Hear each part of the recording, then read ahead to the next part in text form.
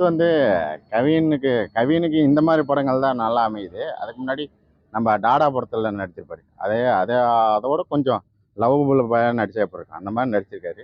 சுமார் தான், பரவாயில்ல ப்ரோ. ஆக்டிங் நல்லா இருக்கு ப்ரோ. படம் பரவாயில்ல ப்ரோ. ஸ்லோவாக போகுது ப்ரோ. சூப்பராக இருக்கு. டாடா படம் கேப்புக்கு அப்புறம் இல்லை, அது ஸ்டார் படத்துலையும் ஒரு மாதிரி நல்லா கொடுத்து வச்சிருப்பாரு. ஆனால் ஸ்டார் படம் அந்தளவுக்கு ஓடல. ஏன்னா செகண்ட் ஹாஃப்க்கு மேலே ஒரு மாதிரி டல்லானனால அது ஓடல. But one of the best film கவின்துனா இந்த படம் கண்டிப்பாக இருக்கு. கிஸ் கண்டிப்பாக இருக்கு. சார் நல்லாவே வந்திருக்கு. கவினுக்கு ஒரு நாடாக்கு அப்புறம் ஒரு கம்பேக் மூவின்னு சொல்லலாம். நல்லா இருக்கு. ஒரு ஃபேமிலியோட பார்க்கலாம். ஃபர்ஸ்ட் ஹாஃப் நல்லாவே இருக்குது, செகண்ட் ஹாஃபும் நல்லா இருக்கும். பட் கொஞ்சம் லேக்குங்கிற அளவுக்குலாம் எதுவும் இல்லை. படம் நல்லாவே இருக்குது, பார்க்கலாம். ஏன்னா கிஸ் கொடுக்கும்போது அவருக்கு ஒரு பாஸ்ட்டு அந்த நினைவுகள் வரும். அந்த கிஸ் கொடுக்கறத பார்த்தாவே போதும், அந்த ஜோடி பிரிஞ்சிருமா இல்லை கடைசி வரையும் ஒன்றா இருக்குமா அப்படின்னு தெரிஞ்சு போயிடும். கப்புள்ஸாக பார்க்கலாம். நல்லா இருக்கு. நார்மல் கவின் ஆக்டிங் எப்பயுமே நல்லா இருந்தது. இந்த மூவிலையும் நல்லா கொடுத்துருக்குறாரு. அது அந்த சக்தி ஒரு புக்கு மூலியமாக வரும். அது ஹிஸ்டாரிக்கலேருந்து வரும். அது ஹிஸ்டாரிக்கல்லையும் அந்த கவின் கேரக்டர் தான் ராஜாவாக இருப்பார். அந்த ராஜாவுக்கு லவ் பிடிக்காது. அந்த லவ் பிடிக்காதனால அந்த சாபம் அந்த கர்மா இப்போ கரண்டில் அவர் என்ன பண்ணுறாரு, அந்த தப்புகள் திருத்திட்டு அடுத்த இதுக்கு போகிறாரா இல்லை அந்த தப்புகள் அதே மாதிரி பண்ணிட்டே இருக்கிறாரா அப்படின்னு சொல்லிட்டு தான் கதை. நல்லா இருந்தது, பார்க்கலாம். கவினோட நடிப்பு சார். கவின் சூப்பராக நடிச்சிருந்தாரு. கவினோட ஆக்டிங் நல்லா இருந்துச்சு. டான்ஸு, காமெடி எல்லாமே சூப்பர். ஃபுல்லாகவே நல்லா தான் இருக்கும். அப்படி பிடிச்ச சீன் அந்த கிளைமேக்ஸ் சீன் தான். ஹீரோயின் சூப்பராக நடிச்சிருந்தாங்க. 2 பேருக்கும் கெமிஸ்ட்ரி அருமையாக இருந்தது.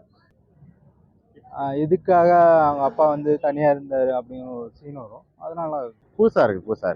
நம்ம கிஸ் கொடுக்கறது நார்மலாக எல்லோரும் பார்க்கறது தான். பட் ஆனால் அதில் ஒரு கான்செப்ட் ஹிஸ்டாரிக்கல் ஒரு சீனை வச்சு அந்த சீனை ரொம்ப சூப்பராக பண்ணி வச்சுருக்கேன். நம்ம சதீஷ் தான் டைரக்ஷன் பண்ணியிருக்காரு ஃபுல்லாக. நம்ம டான்ஸ் மாஸ்டர். ப்ளஸ் மைனஸ்னால் கொஞ்சம் ஃபர்ஸ்ட் ஹாஃப் கொஞ்சம் ஸ்லோவாக போகிற மாதிரி இருந்தது. செகண்ட் ஹாஃப் கொஞ்சம் நல்லா சுறுசுறுப்பாக போச்சு. ஸ்டோரி அதுக்குள்ளே முடிஞ்சு போன மாதிரி இருந்தது. டக்குன்னு முடிஞ்ச மாதிரி இருந்தது.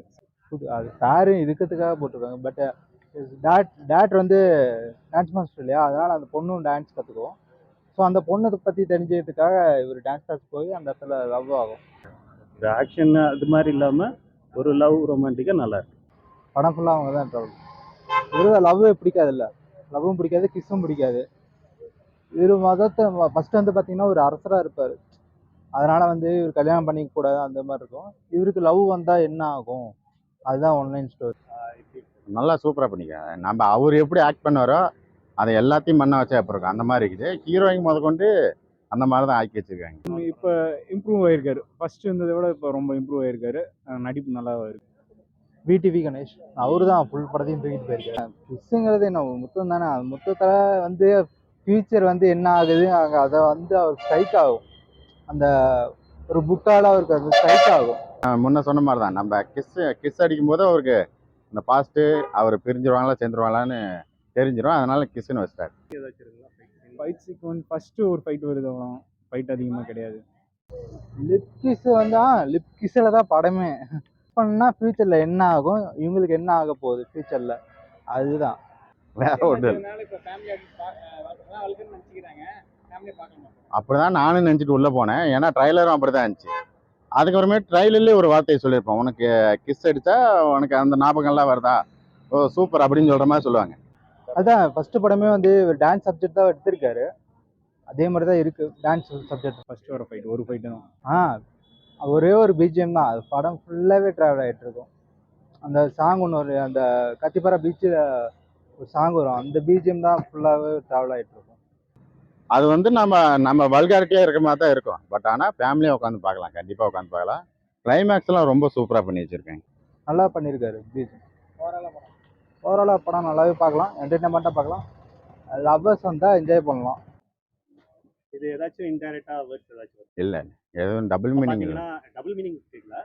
பார்த்தீங்கன்னா ஃபர்ஸ்ட் சீசன் 1ல கிஸ்ஸுக்கு மருத்துவம் சொன்னாங்க இல்லைங்களா? ஓ அந்த இல்லை அந்த மாதிரிலாம் இல்லை. அது வரல. கிஸ்ஸுக்கு ஒரு ரீசன் வச்சுருக்காங்க முன்னாடியே. அதனால் அந்த கிஸ்ஸை பற்றி இல்லாமல் அதில் ஒரு கதையை சொல்லி வந்துருக்கேன். ஃபேமிலியோட பார்க்கலாங்களா? பார்க்கலாம். அது கிஸ்ஸை நார்மலாக பார்த்தாங்கன்னா பார்க்கலாம். இல்லை எப்படி கிஸ் பண்ணுறாங்க அப்படின்னு நினச்சா பார்க்க முடியாது. இப்போ இருக்கிற லவ், 80 கிட்ஸ் லவ், இந்த 90 கிட்ஸ் லவ், இதெல்லாம் சேர்த்து ஒரு படமாக இருந்தால் எப்படி இருக்கும்? ஃபுல் ஃப்ளெஜ்டான ஒரு லவ் ஃபிலிம், அவ்வளோதான். லவர்ஸ் தான் இன்னும் என்ஜாய் பண்ணி பார்ப்பாங்க. ஏன்னா அவங்களுக்கு ஆப்டான சீன்ஸ் தான் நிறைய இருக்கும். வந்து அதை கண்டிப்பாக பார்க்கலாம். எத்தனை படத்துக்கு 9 கொடுக்கலாம். பிளாக் பஸ்டர் தான். இவருக்கு அது பிளாக் பஸ்டர்.